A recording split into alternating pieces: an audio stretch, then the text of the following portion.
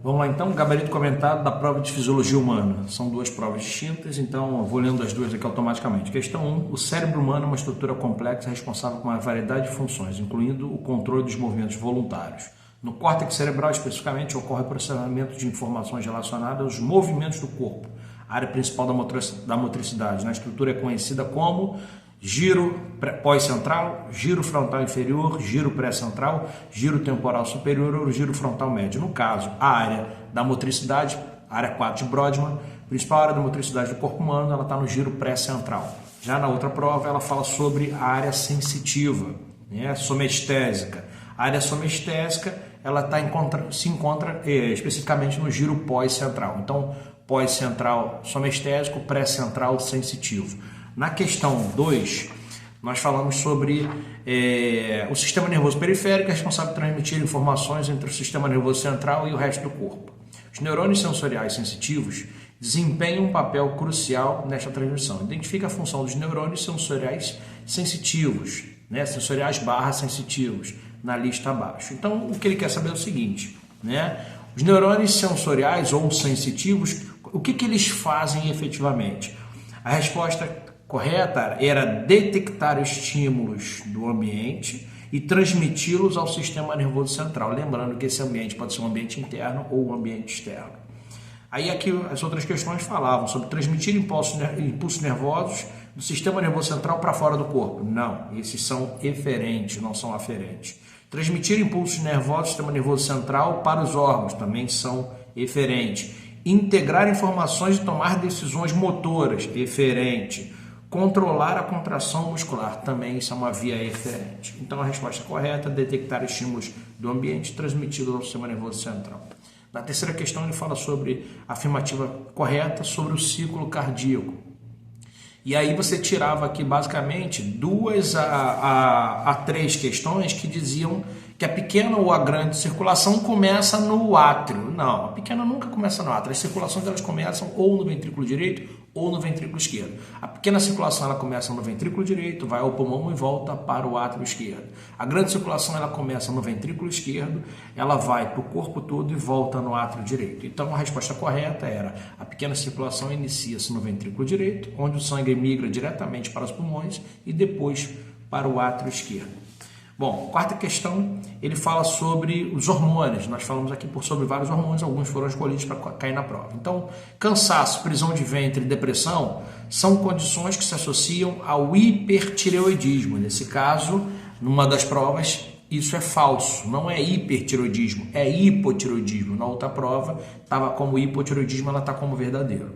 A segunda afirmativa, o hormônio do crescimento, o GH, é produzido na hipófise. Regula o desenvolvimento, equilibra a quantidade de massa magra e gordura, controla o colesterol e mantém a densidade óssea. Verdadeiro nas duas provas. A terceira questão, a melatonina é um hormônio produzido pela glândula pineal e depende da luz para ter sua produção efetiva. Isso é falso, ela não depende de luz, ela depende de escuro. A melatonina é produzida no escuro, ela não é produzida no claro. Pelo contrário, o claro ele inibe a produção de melatonina e ela atua na regulação do ciclo circadiano. Isso aí está certinho.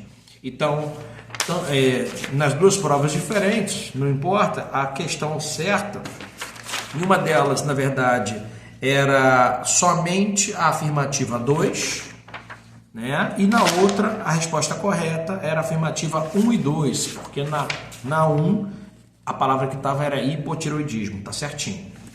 Na questão 5, também ainda relacionada aos hormônios, a primeira afirmativa, ela vinha dizendo o seguinte: a ocitocina inibe as contrações uterinas. Pelo contrário, ela estimula as contrações uterinas, estimulando a liberação do leite materno, fatores essenciais no né, e pós-parto.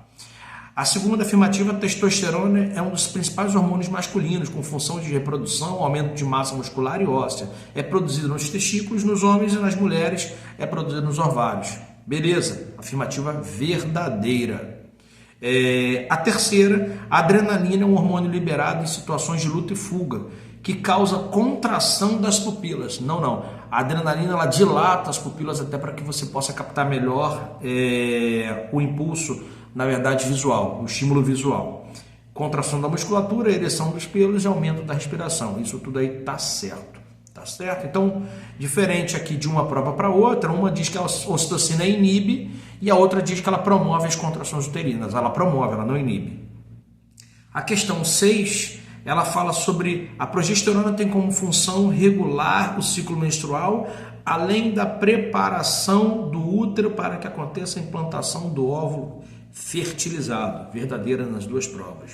A prolactina elevada nas mulheres é responsável por aumentar o volume das mamas, produção de leite, porém em valores elevados no homem podem gerar a ginecomastia. Perfeito. A terceira, a liberação do ADH tem como objetivo regulação do volume de fluidos circulantes no corpo, agindo no aumento da diurese. Não, o hormônio ADH é o hormônio antidiurético, então ele não aumenta a diurese, pelo contrário, ele inibe a diurese. Então, numa das provas, a 1 e 2 era verdadeira e a terceira, aumenta a diurese, é falsa. Já na outra, a liberação do ADH tem como objetivo regular dos fluidos circulantes no corpo, agindo na diminuição da diurese. Beleza, essa está perfeita, as 3 afirmativas são verdadeiras.